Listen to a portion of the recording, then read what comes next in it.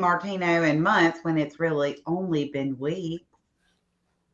2 weeks. Oh, it's only been 2 weeks. It feels like a lifetime ago. Yeah.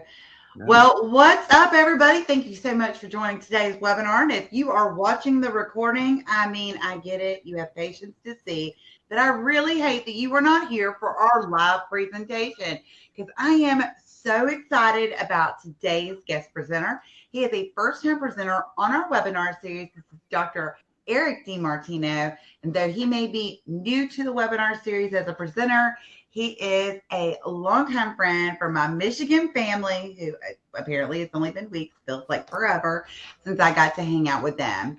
I just want y'all to know that Dr. DiMartino is a name that you will probably hear a lot in the coming years, as he is an incredible leader within our profession, starting out with his leadership and serving on the board for the Michigan Association of Chiropractors. He was in the past chairman and president of their association board. He currently serves on their public relations committee, which helps to educate the public in matters of chiropractic health and wellness. He's also been a Michigan Chiropractor of the Year. And he is just very involved in his community, in healthcare, just promoting health and wellness. Has a beautiful wife, Dr. Angela, and the most adorable children you have ever seen in your life. Though that doesn't qualify you to be a presenter. It's charming when you get to meet me and I get to hang out with your family and meet your kids. But he's, really just going to educate y'all on some things that have helped him to make it possible to free up his time to do the things that matter most to him, educating the public about health and wellness, escalating his practice to serve more people in his community, but most of all, to help serve other chiropractors so they can obtain the same freedom that he has to focus on their passions and to spend more time with his family, which I think is one of those things that, y'all have such a heart to serve, but you're torn between the tug of war between your personal and professional life. He has an incredible story, and I'm super excited to have him on the webinar series today. Thank you so much for being here, Eric. Thank you for having me, Christy. Hello, everybody. I'm excited to be here. And yes, it's always great to hang out with Christy if you ever get the chance. She's a lot of fun. So I guess we'll get into it here. So today we're going to be talking about getting the 4 rights right, which is all about team building. Team building is such an important part of business that I think it's overlooked, especially by a lot of chiropractors. And so we're going to really address this very, very important topic today, because once I learned how to get the team right, it completely changed my life. And so I always like to start talking about my story, kind of how I got to where I am now. So I've been in practice for 21 years. We are actually celebrating our 20th anniversary for our practice in September. So we're really excited for that. And so, things are great now. They weren't always. When we first started in practice, it was myself and my wife, Dr. Angela, and we worked together for 2 years. And we were very lucky to get our practice up and running really quickly. And then she started having babies, and she said she was going to be back. It was funny. She adjusted on a Friday, gave birth on a Sunday. We did all our kids at home. And then she said, I'll be back in 2 weeks. That was 17 and a half years ago, and she hasn't been back since. She fell in love with being a mom, and fortunately we have structure, so she was able to do that and take care of our 3 kids. And eventually, as they grow up, she'll certainly come back in the office. And so after she left the office, like I said, we were very fortunate to have a very busy office. I was seeing about 300 patients a week by myself and a couple of CAs who just kind of supported me, but it was really all about me. And I did that for well over a decade. And while everybody told me I had a great practice and I was helping a lot of people and making a good living, I knew that there had to be more. I didn't like the fact that the practice was all about me. It's like if I didn't show up, nothing happened. Right? I couldn't take vacations. I couldn't, because I didn't want to close my office down. And but I thought that's what chiropractic was, because that's what people around me were doing, and that was just how it was. And then my kids started to grow up. I started missing their sporting events. I started missing their dance competitions, and it really started to wear on me. And so I knew there had to be a better way. So fortunately, about 8 years ago, I was introduced to the Remarkable Practice, which is a chiropractic coaching program. And I was introduced to Dr. Stephen Franson, who many of you have probably heard of. He's the founder of the Remarkable Practice. And I started working with him as a client. And the program completely taught me how to change my world around, how to go from that owner-operator, it's all about me, to actually owning a true business. Because I thought for years I owned a business, but I realized I didn't really own a business. I owned a job. But really the job owned me. because I couldn't go anywhere. I couldn't do anything without my business suffering. And so I knew there had to be a better way. Dr. Franson really guided me in that. And over the last 7-8 years working with him, I've completely transformed my business around, where now we have 5 associate doctors. I have 2 offices. I only see about 60 to 70 patients a week, and they're my decade plus wellness patients that I just can't get rid of. I love them, and so I still take care of them. But 90% of our visits are seen by my associate doctors. So we now see 600 patients a week in my main office and 250 patients a week in my second office, and it's all associate driven. And I could never have done that without getting the team building right, which is what we're going to talk about today. Because what happens is, I see this with all chiropractors, is we just throw everything on our back. I was just like this for over a decade. We call it the Clydesdale chiropractor. You probably know those Clydesdale horses, really big horses that pull all those heavy sleds or trailers. Well, that's kind of what a lot of chiropractors are. We're just like, okay, throw it on my back. I can do it. Oh, okay, I got that. I'll do that too. Oh, I'll do that too. We hate delegating because we think that if we delegate, they're not going to do it nearly as well as I will. So I'll just take it on. I'll work 60, 70, 80 hours a week to do what I have to do. And so many chiropractors are stuck in that mindset. But then once I realized I could actually delegate, and sometimes people will do things better than me, my life completely changed. I went from that control freak to that delegation freak, and it changed everything.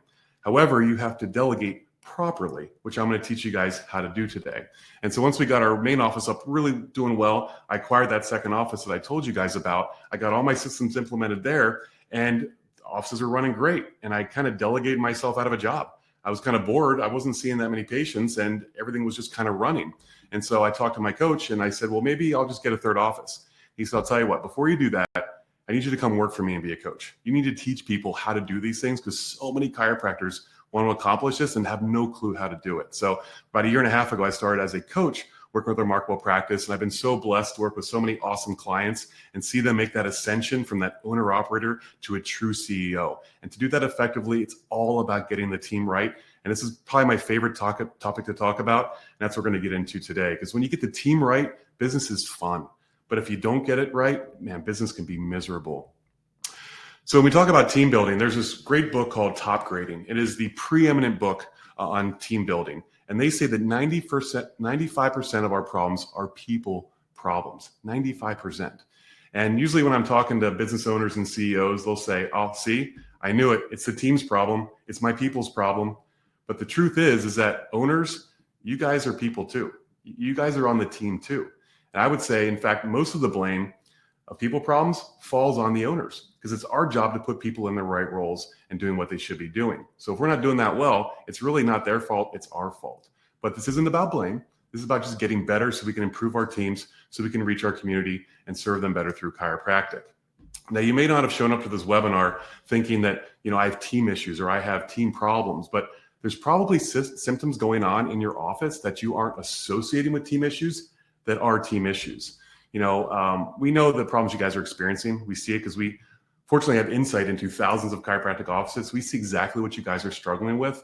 And I will tell you that if you don't get the team right, these are the things you have to look forward to. There's overwhelm. So if you feel like there's capacity issues, or there's just never enough time to get things done, or you always feel strained, that's overwhelm. And guess what? If the CEO's overwhelmed or the team's overwhelmed, that means you guys are pumping your brakes. You're slowing things down. And that always leads to stifled growth. We know that for growth to occur, there has to be excess capacity. But if you have problems with your team, that excess capacity vanishes. And there could be attitude problems. We always like to use the term, there's staph infections. It's kind of our inside joke. A staph infection is when you have, bad things going on inside of your team. And the truth is the only thing that's more contagious than a good attitude is a bad attitude. It can ruin a practice. And then there's interpersonal relationships. As your business grows and your team grows, you have way more interpersonal relationships going on. And I always use the example of marriage. Marriage is simply a relationship of two people, and that can be a huge challenge sometimes. Imagine having 3, 6, 8, 10 people on your team. That complexity becomes exponential. And then we have disengagement and apathy. A scary statistic is that 70% of US employees said that they are disengaged at work. 70%. Then we have underperformance. Here we're setting goals and we're not hitting them. Quarter after quarter, we're setting goals, not hitting them. That creates major frustration for your team. Then there's turnover. There is nothing more painful to a business than losing a great team member. But the good news is when you get this right, it can be a lot of fun. Because when we get this right, we have faster and easier growth. the natural state of a chiropractic practice should be growth. If we're doing things right, we should always be growing over time. Then there's on purpose. What we find is that if we can get them in alignment with our vision, mission, and purpose, your people will be on purpose. And when people are on purpose, they're engaged. And the key thing here is you can't bonus people into engagement. You can't entice them with gifts into engagement. Engagement is a natural result of just being on purpose. And then this causes people to be driven, and driven people can accomplish anything. So here we can have healthy, productive relationships. So I talked about how more people means more relationships, and that can make things bad. But just like poor relationships can be exponentially bad, good relationships can be exponentially good. Then we have optimal performance. A scary statistic for you guys: 25% of a team member's effort is mandatory. 25%. That's just doing the bare minimum. The other 75% is voluntary. But when you get the team right, you can tap into that 75% and have incredible performance. And all this then creates that freedom, the peace of mind, and abundance. We have freedom because we have an awesome team, so the business is not dependent on any one person. And the truth is this: a business consists of one thing and one thing only. It's people. Businesses are people serving people. Businesses are not profit and loss statements. They're not balance sheets or systems. Businesses are simply people. So I love the example of Sir Richard Branson, the famous entrepreneur. And he owns many, many different businesses, but one of them is Virgin Atlantic Airlines. And one interview, he talked about how Virgin Atlantic has the exact same planes as any other airline. What separates them from others is their people. It's all about getting the people right. So these are the 4 rights. It's the right person in the right role, doing the right work the right way. And we're going to delve deep into this today, because we get this right, everybody wins. So like we said, 95% of business problems are people problems. So when we get this right, you will literally have solved 95% of your problems. Think about that. And when I talk with docs, they always want to talk about new patients and conversions and retention. And all that stuff is really, really important. If your team's a mess, none of it matters. So we got to get the team right. So in the Remarkable Practice, we've identified there's 4 seasons of the chiropractic career. There is launch, build, scale, and exit. And most likely there are people on this webinar that are in each of these different seasons. So we have some docs who are in launch, which means that they're just in their first year or so of practice, and they're just trying to figure out the basics of what it takes to be a chiropractor and running a business. Then there's some people who have got to build, where you've been around for a little while and you have a few team members, but you're still that owner operator because everything's all about you. You're the only doc in the office, and you're really focused on just implementing systems and trying to grow your business. And there are some of you that will be in scale, where you have systems and you have a team, and you're leveraging technology, systems, and your team members so that you can actually grow beyond the capacity of just one single owner operator. Here you're hiring associate doctors. That way you can expand your business to serve more people. And then finally, we have exit. Some docs are in exit where they're trying to set their business up to be an actual sellable asset that somebody actually wants to buy, right? Because if you own a job, nobody wants to buy that. But if you own a business, people will get in line to buy a business. And it's sad. I see so many doctors that are hit their retirement years and they really don't have a successor. They don't have anybody to sell their practice to, and nobody wants to buy it if it's all about the doctor. And so they end up just closing shop, and then those people don't get served. It's really sad. So we're trying to change that for chiropractic. So we would all love to just be able to ascend quickly through launch, build, get to scale, spend as much time there as we'd like, and then have a profitable exit. Unfortunately, there's these gaps, these barriers that occur along the way that stop us from getting through these different ascensions. And so I always like to use the example of deficiencies and toxicities. So in health, we talk about how all sickness and disease are caused by toxicities and deficiencies. So toxicities are when something is bad for our health and needs to be removed. And deficiencies are when we need something to express health, but we're just not getting it. So we know that if we can get rid of those toxicities and add in what we're deficient in, the natural result is the expression of health.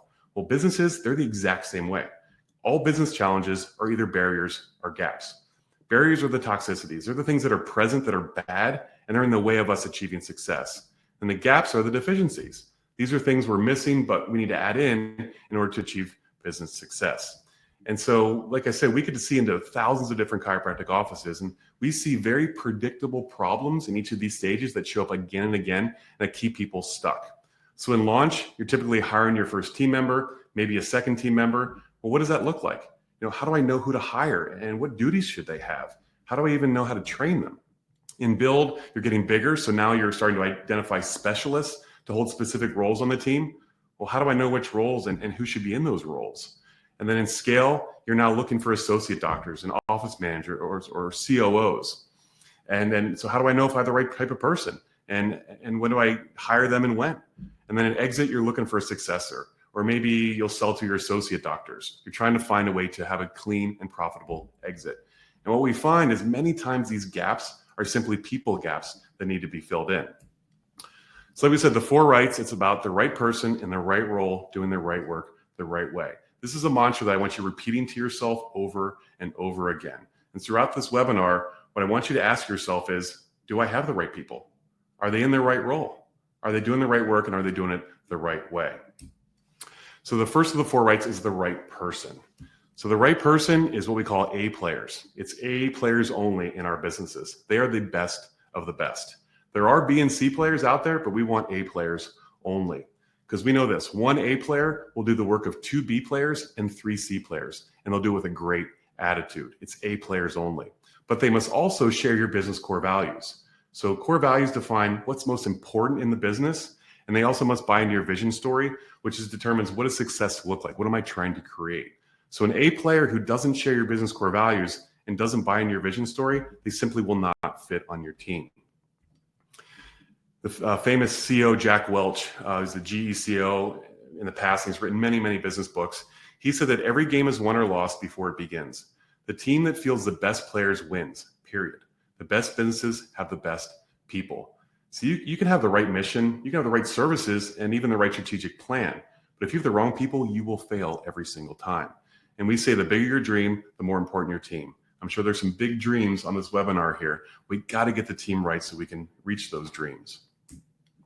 So a lot of times people ask me, well, that's great, Doc, but what does an A player look like? Like, how would I know if it's an A player, B player, or C player? Well, I've developed an avatar so you can have a good idea, and I use this to identify the people on your team. So A players, they will take initiative. They have passion. They're lifetime learners. They have a great attitude. They constantly impress you. They energize those around them, and they always go above and beyond. We love A players. Then there's B players. They'll do what they're asked to do. They have a good attitude, but they typically don't go above and beyond. They will learn new skills, but only if necessary to appease their supervisor. And what's tough with B players is they're really likable. You know, they're fun to hang out with, and they're sometimes really hard to let go. But remember, it's A players only. Then we have the C player. They will do the bare minimum. They're uncoachable. Rather than energizing others, they drain energy. They make excuses for everything. They always blame, and they play the victim. They have no desire to learn or grow. And so it's tough, but the reality is not everyone fits on your team. Sometimes people have to be let go, and they just may be a better fit somewhere else, but they're certainly not a fit for your team. So I hear all the time from docs, they just hate the confrontation of hiring and firing, and especially the firing part. And I will tell you this, if you think it's hard to let people go, A players will not settle for working with B and C players. They won't. A players only want to work with A players. And guess what? B and C players, they don't like A players because A players make them look bad. So they'll try to push them out. So if you're keeping B and C players, you will lose all of your A players. Then you have a bunch of B and C players, and that is not a fun business because it becomes all about the owner. There's no freedom in that. So that book I mentioned earlier, Topgrading, they say that hiring the wrong person costs you 3 times their annual salary. 3 times in lost production. That sounds horrible. You know what's worse? If you lose the right person, you lose an A player, it costs the business 5 times their annual salary. Ouch. We have to get this right. So with A players, there's 3 criteria because there's basically 3 attributes that people have. There's talent, skill, and heart. So talent is something you're born with. It's God-given. Skill is something you've learned or acquired. And heart is how much do you care? How passionate are you? A players have to be 9s or 10s only in these. And then we talk about the core values. Like I said before, core values determine or define what's most important in your business. It literally sets the expectations and agreements for your office. So core values, I tell my team, core values are what you can expect from me, and it's what I expect from you. It literally sets what's proper conduct and what defines our team culture. See, a team member, they can't just like our core values, they have to share them and demonstrate them. Because if they don't share the core values, it will always cause problems down the road.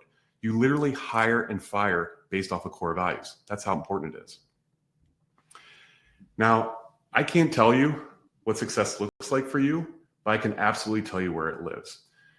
Everyone has a different idea of what success looks like for them because we all have different, dreams and goals, but you will not realize that success until you have alignment with your core values, your vision story, and your behaviors. So like I said, core value defines what's important in your business. The vision story defines what does success look like? What are you trying to create? And the behaviors are where you choose to invest your organization's time, energy, focus, and money. Now, behaviors are the tough part because once we get our core values and our vision story set, we're usually good there. But the challenging part is making sure our behaviors as an organization continue to stay in alignment with our core values and our vision story. So the best way to do this is you have to have great systems in your office because systems will keep the behaviors in alignment with the core values and the vision story. Fred Smith, who's the founder of FedEx, he said, you want to systematize the routine so you can humanize the exception. What does he mean by that? Well, there's about 40% of all the daily tasks that happen in your office with your team are routine and repetitive. Right? They're the things that you do every single day over and over again. Now, if you don't have systems around that, they have to use their mental capacity and stop and think, what do I have to do here? Okay, what do I have to do here? Okay, what do I have to do here? And it takes up all their mental space. However, if you just systematize that, it happens automatically. Now they freeze up their mental capacity where they can actually be present with that human being in front of them. They can connect with them and give great customer service. That's what he means by humanizing the exception. But so much people are just stuck in all the daily grind, repetitive things because we don't have systems. They can't give that great customer service. Example I always like to use is McDonald's. So McDonald's restaurant chain is the highest revenue producing restaurant chain in the United States. They're number one, number two is Starbucks, and number three is Subway. And McDonald's had more revenue than Starbucks and Subway combined. Huge. Unfortunately, it's not very healthy for us, but they make a lot of money. And if you think about it, the majority of McDonald's employees, their team members, are teenagers. I have 2 teenagers. I can't get them to do anything. And here, the highest revenue producing restaurant chain in the United States is primarily made up of teenagers. Well, how do they do that? They have incredible systems that anybody can run. It's all about systems. Because we know this, growth creates complexity and complexity kills growth. The leader's job is to fight to keep things simple. I love this quote from Steve Jobs. So if you don't know who he is, he's one of the co-founders and was the ex-CEO of Apple. And he said, strategy is figuring out what not to do. He didn't say strategy is figuring out what to do, it's what not to do. Because if you want to grow your practice bigger, you must say no to opportunity relentlessly. And I know how you chiropractors are. We love the shiny objects. We see this thing like, oh, that's a great service. I'm going to put that in my office. Oh, you know what? That would really help my patients. I'm going to put that in my office as well. And we keep doing this. Next thing we know, we have 20 different services. We think we've got a great business because we have 20 different revenue streams. The problem is you suck at 75% of them. Half of them contradict each other. And we wonder why we're having so many issues. One of my favorite quotes is from Bruce Lee, the Kung Fu legend. He said, I fear not the man who has practiced 10,000 kicks once. I fear the man who has practiced one kick 10,000 times. What we have to do is identify those handful of services we can provide that are in complete alignment with our core values and our vision story. That way we're in alignment, we'll be successful, and we can really become good at those few things, and we can really serve our community much, much better. Please focus on alignment. It's so vital. So we talk about vision story. Well, what is that? Vision story basically is what does success look like, right? It's literally, if I close my eyes and said, tell me your vision story, you should be able to tell it with such clarity and detail that I can literally see everything that you're describing. I can see your office. I can see your team members, where they're sitting, what they're doing, the conversations that they're having, right? Where your patients are coming in, where they're going out, the ages of your patients, what they're talking about, the color of your flooring, the walls. It should be that clear, because the clearer your vision story, the more likely you are to achieve it. And one of the biggest mistakes I see is that, well, first of all, some docs don't even have a vision story, which is like, well, how do you even get to something you don't know what it is? So that is a recipe for failure. But sometimes when docs have a vision story, they don't share it with their team. It's like, what a travesty. You have all these people on your team that have no clue what success looks like. How can they possibly help you achieve a vision when they don't even know what it is? So you have to enroll your team in your mission and vision. It's so crucial because they want to be. You just have to share it with them. So then once you have that vision story clearly defined, next you have to quantify it by actually putting numbers to it and setting goals. How many new patients per month do you see in that vision story? How many patient visits per week? What are your collections? It's important that we get clarity around this. And next, you have to actually have images to represent this. That's why in the Remarkable Practice, we have so many what we call infographics, because putting visuals to these things is so important. So one of those is the accountability chart. And here's the vision of your team, which is ultimately the vision of your business. So the accountability chart, it lays out the 7 core business functions and roles. And so you'll see at the top there, the owner, the CEO, and that's the visionary. The whole job of the owner and the CEO is vision casting, right? Determining where are we going? What does success look like? They're in charge of the win-win. What's important now? What's important next? Then we have the office manager, the COO. They're the integrator. They actually run the business, right? They're in charge of SOP, which is standard operating procedure. They're in charge of LMA, which is leadership, management, and accountability. They actually run the business, whereas the owner actually leads the business. And then you have the 5 subcategories, the 5 basic core functions of a chiropractic office. You have attraction and marketing, conversion and sales, retention operations, team building, and the business office. So attraction and marketing is all about getting new patients, right? And there's 3 sources. You have internal, external, and digital. Then there's conversion and sales, which is basically your day 1, day 2, day 3 process of converting your new patients to accepting your care recommendations and starting care. Then there's retention operations, which is the clinical stuff, the actual patient care. It's the DCs involved in that, the CA involved in that as well. And the team building is your HR, your management, training, hiring, firing, onboarding, equipping. And then there's the business office, which is your admin, your accounts, your financials, money coming in, money going out, payroll, taxes, all those fun things. And you'll notice there's a name in each one of these blocks. So these things are happening in your office right now. They may not be happening effectively, but they're happening. But what we want is have a name in those boxes so that person is accountable to the success of that part of the practice. And you may be saying, well, that's great, Doc, but it's me and 1 CA. You tell me I got to hire 5 people to fill out this accountability chart? That's not what I'm saying. What I'm saying is there has to be a name in each block, but one name can be in multiple locations. And it typically will be until you reach a higher level of scale, but somebody has to own it. And then you have your accountability chart for now. This is your current reality, right? Brutal facts, whether you're happy or not, this is your current reality. Then you have your next accountability chart, which is what your team will need to look like for you to achieve your next vision story and to hit your next goals. Then you have your ultimate accountability chart, which is what your team needs to look like for you to achieve your ultimate vision story and hit your ultimate goals. See, your accountability chart, it can't stay the same if you want to grow, right? You should always be thinking about what your next hire needs to be as you progress along this ascension. That's what a CEO does. See, half of my job with coaching is to turn these owners into true CEOs that can actually run their business the way a business needs to be run. Because if you think about it, I've been talking for around 20 minutes or so, and notice how I haven't said anything yet about the practice of chiropractic. I've not said one word about how to get new patients or how to convert them or how to retain them or how to do a report of findings or how to do table talk or a progress exam. None of that. This is all about working on the business so we can ultimately serve more people through chiropractic. See, at this point, as a CEO, I no longer even think of myself as being in the chiropractic business. As a CEO, I'm in the people building business. My major job now is to assemble a team of A players and make sure that they're in the right role, doing the right work the right way. The key mindset shift you have to make this ascension, it's what I work with all my clients on, is that you have to understand that a CEO's job is not to build the business. A CEO's job is not to build the business. A CEO's job is to build up the people, and then the people will build the business. When you have that mindset and you make that ascension, the people on your team are happy to go out and do all the work to bring up to the next level. But you have to have that ascension, that it's not all about you, it's about your team. So next of the 4 rights is the right role, getting people in the right role that suits them. And so this is where the accountability chart comes in. We got to make sure that they're in the right role that based off of their strengths. Because we always say that God only makes geniuses, but it's the CEO's job to put each person in a position that matches their strengths and their genius. Because see, imagine if you're putting like a rock band together, a music band.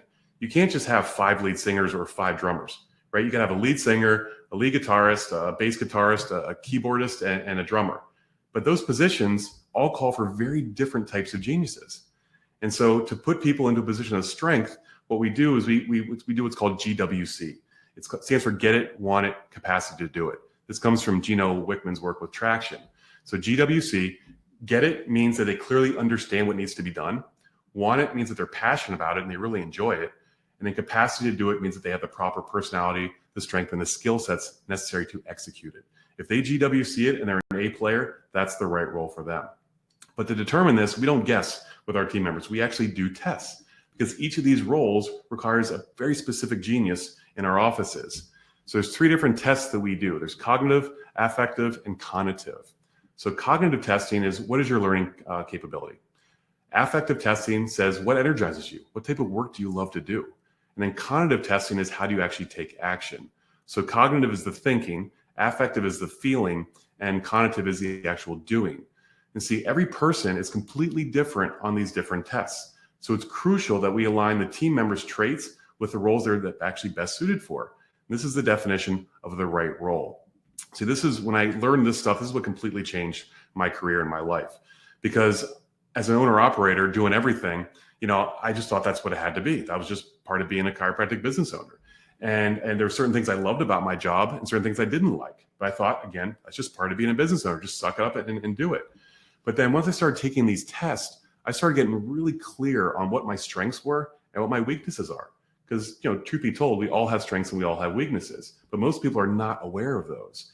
And so it was weird when I started taking these tests, I started noticing that I was really high in strengths for like business ownership and entrepreneurship, but I was really low in strengths for that are typically there for doctors, good caregivers. Like I was low in empathy and low in includer, certain strengths that you typically see in caregivers. And this made sense to me because throughout my career, even though I loved my patients, I started to realize that I like the business side more than the patient care side. Right? I'd be adjusting my patients and loving them, but then I'd be thinking, man, I can't wait to get back into my business office and work on the next marketing promotion or the next project.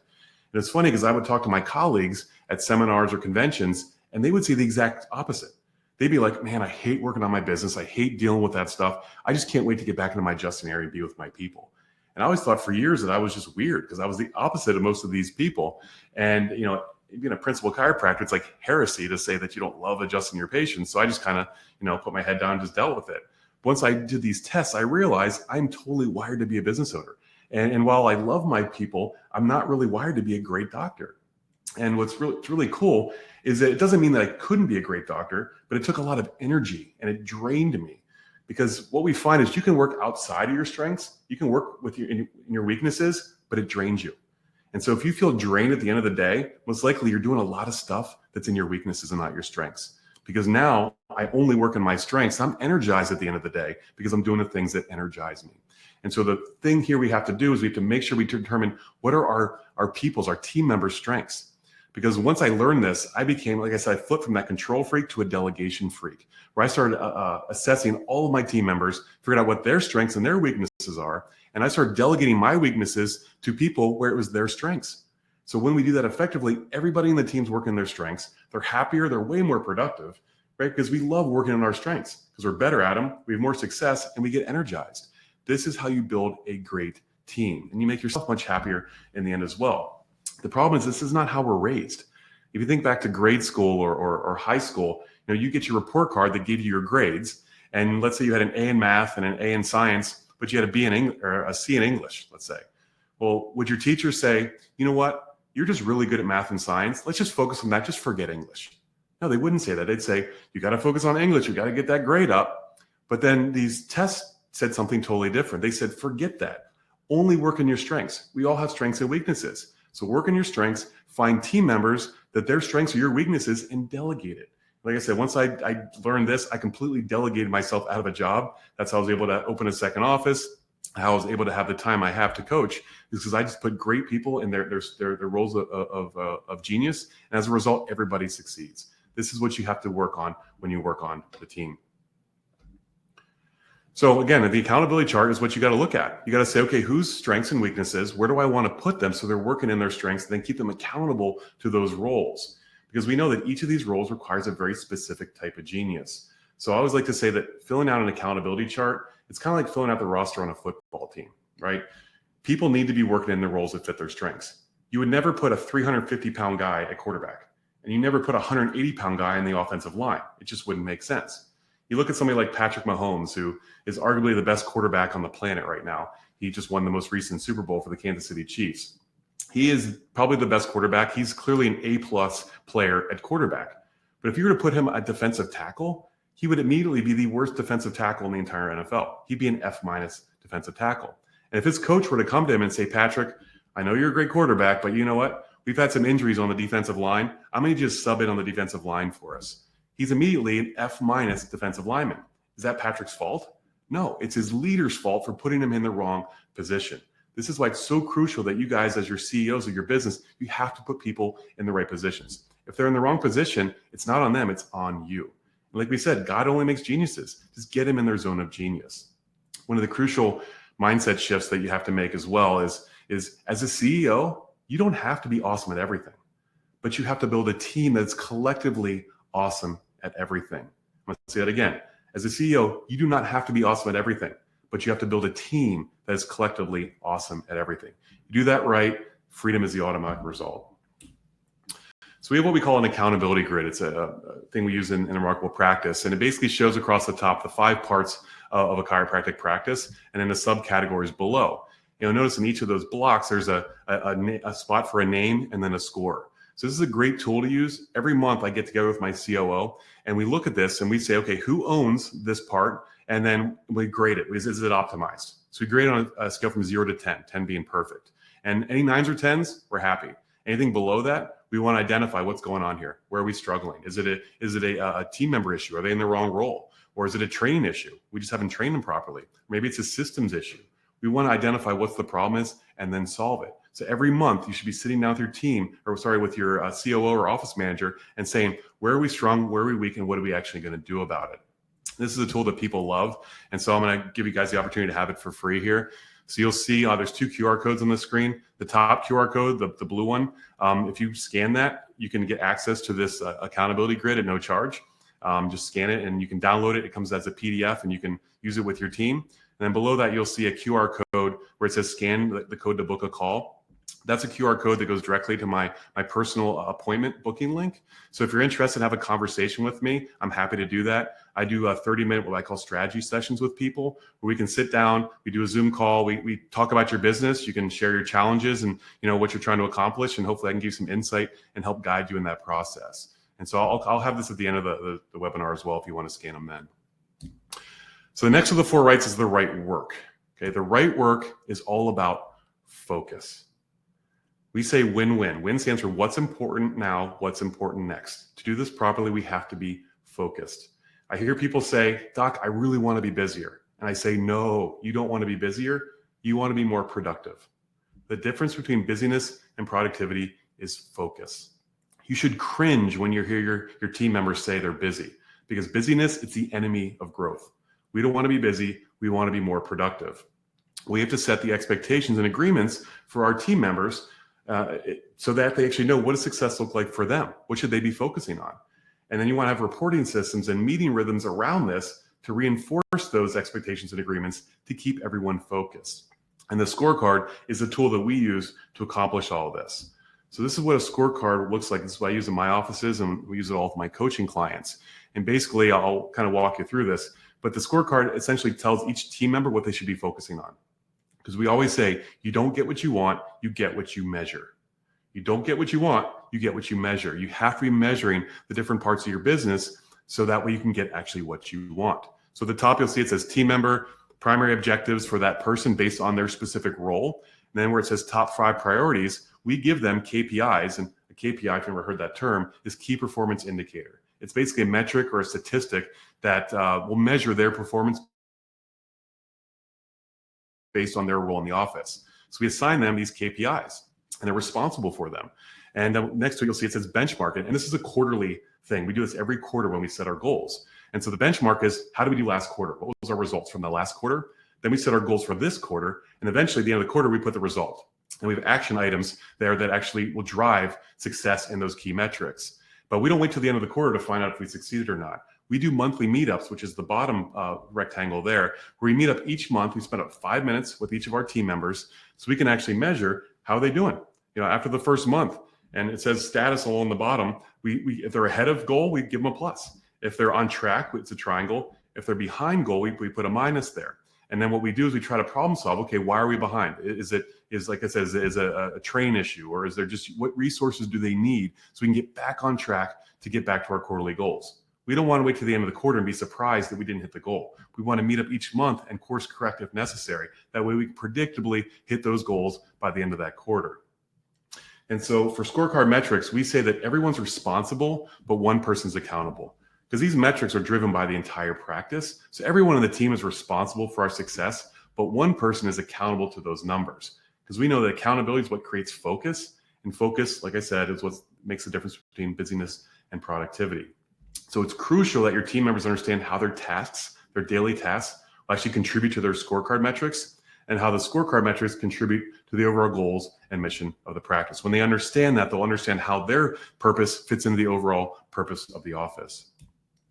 And then we have lots of KPIs we'd like to measure in their remarkable practice. This is a part of the first page. It's a 6-page key performance indicator legend that we have to give docs ideas of what metrics they should be measuring. And we give it for each role, like a check-in CA or a check-out CA or tech CA, associate doctors. We have them for every single one. And these are way more than you'd ever have to use, but you can pick and choose the ones that we want to use and assign to those people on their scorecard so they know what they should actually be measuring.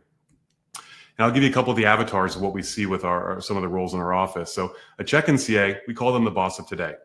They're the ones who are greeting people coming in the door. They're the ones who are telling people where to go. They kind of control the flow of the office. They're in charge of schedule book, patient flow, internal promotions. They have to be an extrovert and have high energy. This is a must for a check-in CA. They have to. If you have an introvert at the front desk at check-in, it will kill the energy of your practice. They have to be bubbly, outgoing. They love to promote your internal promotions. That is their job. This is why, again, you can have an A player who's an introvert, and they will be an F player as a check-in CA. That's just not their zone of genius. And we develop what we call snapshots, which is basically kind of an overview of what this person should have. So here's one for a check-in CA. It shows their responsibilities, the KPIs that we give them, and it even shows the qualities and attributes below. So like I said, that check-in CA has to be very extroverted. Typically, they should be competitive, they should be encouraging, inclusive, they'll be positive, and they'll be a great promoter. This is what makes a great check-in CA. Then we have a check-out CA. They're the boss of tomorrow, right? They're checking people out after their visit. They're maybe making appointments or taking money. They're setting for the future of what that patient will experience. They're in charge of the office policies. They are the compliance office, right? They're in charge of compliance for care plans, money, all those important things. They collect payments. Now, typically, they're going to be more introverted because they're very detail-oriented. They don't have to be introverted, but they typically are. But the most important thing is they're very comfortable talking about money and about compliance and taking money from people. Because if you have somebody that's like a high empathy person, which typically is what makes like a great tech CA or a new patient concierge, they're great at connecting. But a high empathy person should not be a checkout, because they'll feel bad for every single person who says that they can't pay. They'll say, oh, your dog is sick. Oh, I'm so sorry your dog is sick. You know what? You can just pay next time, right? It's like, okay, I'm sorry your dog is sick, but you just got a really valuable service. You have to pay for that. And so you have to have somebody at checkout who's very comfortable talking money and sees the huge value that we provide with chiropractic care. It's so crucial. So again, this is about having the A player, not just an A player, but in the right role. Because you can have an A player who's high empathy as a tech CA. You put them at the checkout, they're going to be miserable. So it's not just about A players, it's getting them in the right roles. So we have a snapshot for a checkout CA. You know, they're going to typically be more detailed, and they're all about accuracy. They're in compliance. They love systems and rules. They're organized. They love order and structure. They're typically more analytical. They're very reliable, and they're very strategic. It's important we get this right. But we don't just stop with the CAs. We do the same thing with the associates and doctors in the office as well. And so we've identified there's 3 different types of chiropractors. We've done this through extensive testing. There's entrepreneurs, business builders, and caregivers. And entrepreneurs are part of the business builder population. So we'll start with caregivers. 70% of all chiropractors test out as caregivers. 70%. So caregivers are going to be really good doctors. They're going to be great with patients. They connect with people. They're great caregivers, but they're really bad business owners. They just have the personality that they're just not wired to run a business. So these are the people, like I talked about earlier, that I would talk to at conventions, that they would say, oh, I just hate working on the business. I hate dealing with staff issues. Like, I just want to get back in my adjusting area, right? And those are those people. And in chiropractic, it's one of the few professions where the majority of us, of doctors, own their own business. And we're just not wired that way. So like I said, if you're a caregiver, you can run a business, but it's going to drain you because it's outside of your strengths. And a lot of people do it, but it isn't fun for them. So ideally, a caregiver should probably work as an associate doctor, or have their own business, but hire a CEO to run the business and deal with all the business stuff so they can just be great doctors. The next is business builders. So business builders, there's two categories. There's just a standard business builder and there's an entrepreneur. So the standard business builder is kind of a caregiver that's really extroverted. So they're really good at not only giving care, but they love going out and doing external events or going to relationship building, like networking events, things like that. They love doing that and they'll be really, really good at it. But they still are not designed to be business owners. Only 15% of all chiropractors are actually wired to be entrepreneurs. And that's what, when I did my testing, that's what I found out I was, which made sense because I loved working on the business, but I didn't love doing the patient care.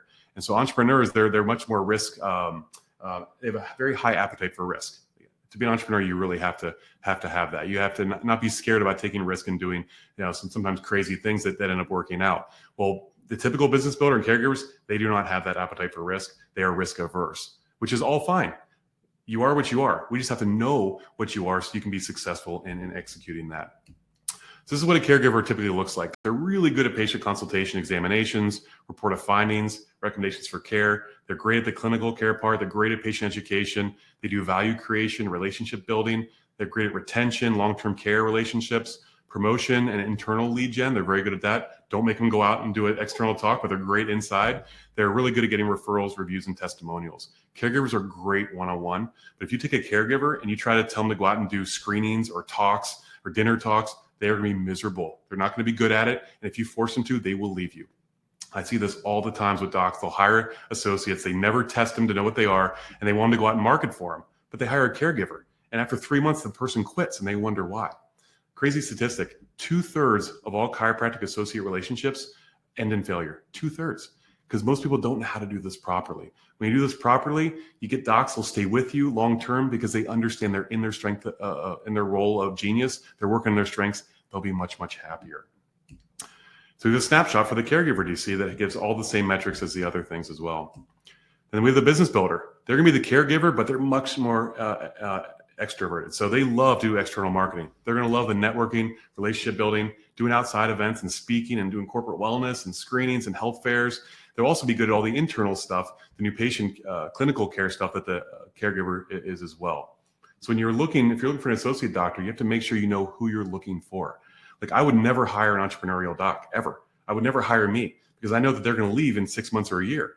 I want somebody, I developed an associate driven practice where I run the business and I only hire docs that are caregivers or business builders. They just want to be a great doctor.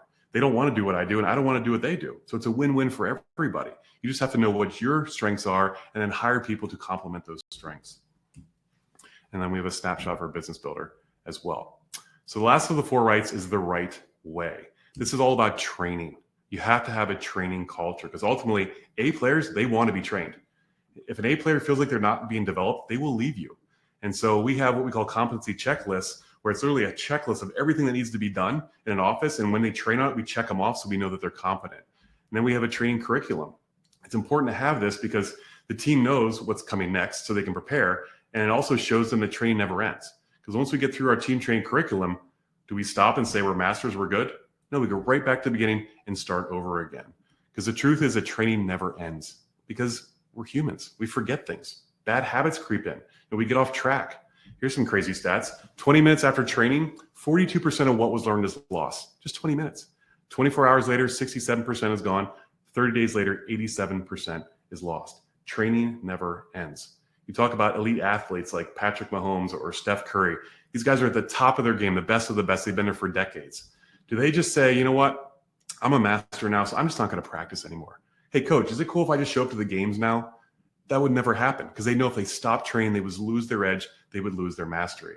See, in their remarkable practice, we don't say that we do trainings in between seeing patients. We say that we see patients in between trainings. That's the importance that we put on trainings. It's so crucial to the success of your team and your business because we know that training creates mastery. There's a great book called Drive by Daniel Pink. In that book, he talks about amping your team members. Amping is AMP. A stands for autonomy, M stands for mastery, and P stands for purpose. So what is autonomy? Autonomy is when somebody says, show me what success looks like and then leave me alone, right? A players want autonomy. They want to say, hey, train me up, show me what success looks like, let me do my job. If you want to get rid of an A player, the best way to do it, micromanage them. Go ahead, try to micromanage an A player. They'll be gone in a heartbeat. If you have team members that you feel you have to micromanage, I can tell you right away they're not A players. You need to replace them. Next, the M is mastery. People love to be really, really good at what they do, so you got to train them to do that.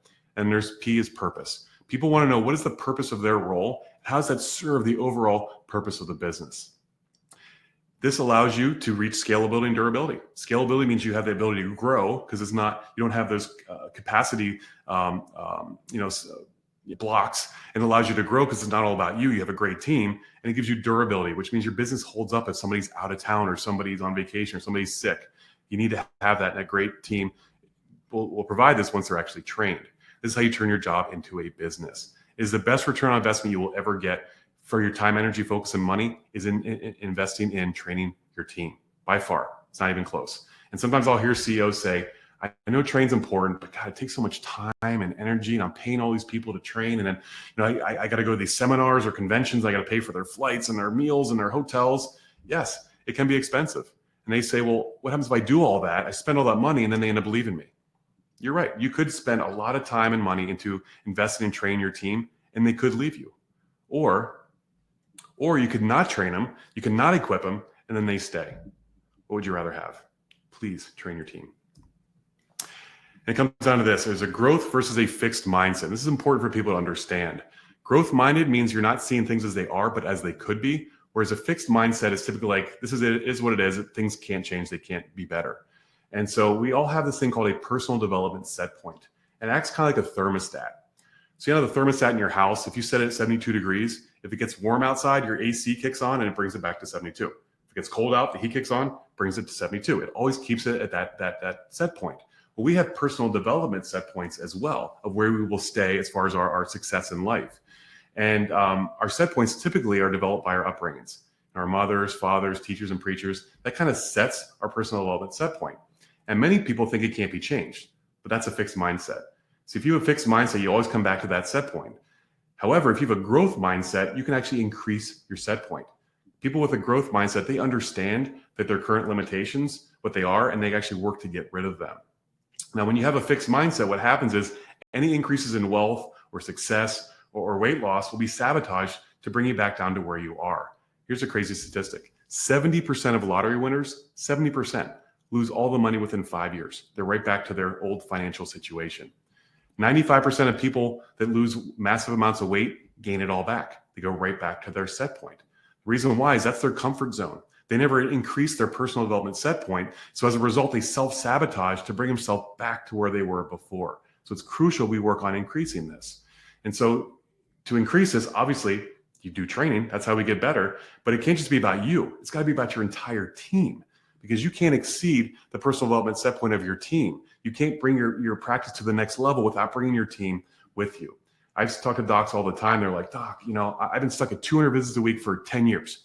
No matter what I do, I can't get up. It can't get any higher. Right? I'll go out and I'll do this marketing. We'll get a bunch of new patients. We'll bump up to 230 and we drop right back down to 200 again.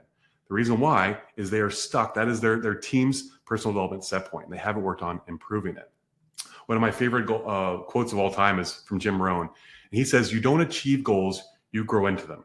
What does that mean?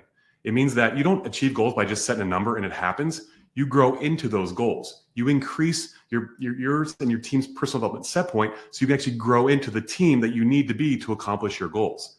So if you're 200 visits a week now, you want to be at 400 visits a week. The reason you're not 400 visits a week is your team isn't a 400 visit a week office yet. You have to grow into those. And that's my major job as a coach is I determine my clients, what are your goals? What do you want to achieve? And I help them grow into the team that can accomplish that. And when you do that, you will hit your goals every single time. And then we train for excellence. It's important to know that excellence is not doing extraordinary things. Excellence is doing ordinary things extraordinarily well. Steve Jobs said, be a yardstick of quality. Most people aren't used to an environment where excellence is expected. And it's important to understand that excellence is not perfection, right? Striving for perfection, that's demoralizing. But striving for excellence is motivating. So release perfection, go for excellence when it comes to your training. And the ultimate goal here is to create this, what we call the remarkable business model. And it's a Venn diagram. If you know how a Venn diagram works, there's 3 circles that overlap each other. And the middle, when you get these to overlap, that's the result that you get. And so in the middle there, it says remarkable business. So when you get these three things right, you will have a remarkable business. It will no longer be a job. So the CEO, they're in charge of leading the team, they're vision casting, and they're in charge of setting the energy for the office. The COO or office manager, they're in charge of meeting rhythms, reporting systems, and they actually run the team. Then a remarkable associate allows the business to be scalable, durable, and transferable. You get this right, now you have a true business that people actually would want to buy. Even if you don't want to sell it, that's great. Now you have the freedom that you want because it's not all about you. It's about a great team. This is what my job as a chiropractic coach is to help people achieve this with their businesses. It's what I've helped, what I achieved myself, and it's what I help my clients achieve.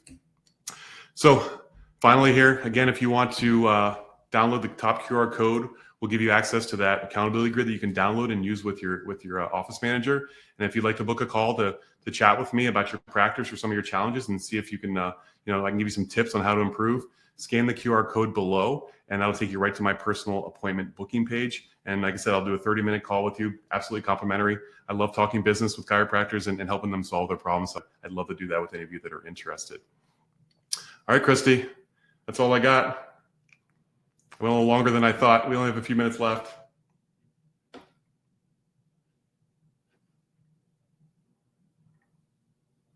Are you there?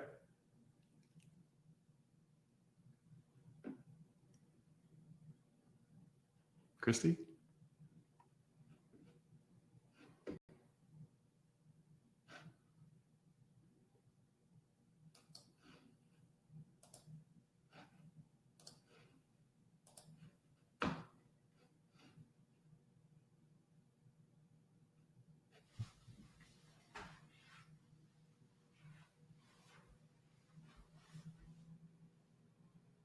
Oh, there I am. I'm muted. Sorry, Wes. Thank you, Wes. Even Christy has technical difficulties. So thank you so much. Okay, so we had this really great question that I love, and I know the answer, but I'm going to ask you. So would this work for a small practice where there's one doc and somebody who's doing billing and office manager stuff and one person at the front desk? Can you repeat that? I couldn't hear the end part. So would this work? They love the value and the mindset of what you just talked about, but is this really applicable, and would it work on a small practice that has one doc and 2 employees? Yeah, absolutely. It's still about getting people in the right role, doing the right work the right way. It doesn't matter if you have 2 employees or 20. It's all the same things you apply to it. But what happens is once you do this effectively, you're going to grow. And so you're not going to be at 2 employees or team members for very long. You're going to grow pretty quickly. And so sometimes it can be a little challenging at first if you have a small team that some people have to do multiple positions and they may not be best suited for that. Like I said, if you at the front desk, if you have a check-in and a checkout, they usually have different personalities. But if your office only has one person at the front desk, they kind of have to do both. So you got to try to get a hybrid if you can. It can be a challenge, but you just have to work through it until you grow enough that you can really specialize in those different positions. Hopefully that answers your question. I really did. I love that question because I would hate for somebody to listen to your entire presentation and say, man, that would be awesome. But, I'm a small practice, so that's not going to work for me. Right before we started this webinar today, what Eric and I were talking about was what it was like to actually implement this process into a business, because it can be implemented into any business. And I love how it was implemented into chiropractic, because we obviously did it at ChiroHealthUSA years ago. It was 2 or 3 years later before we implemented it into the chiropractic office.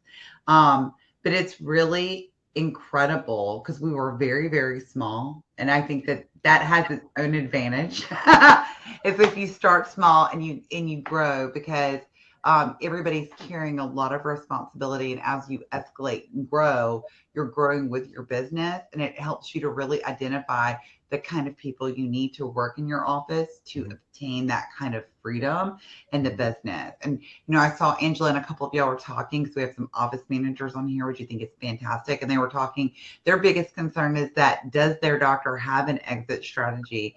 And, you got to know where you're going, and you need to have stuff like this in place. It's very appealing in the long term to grow your practice, to be able to sell your practice for sustainability purposes.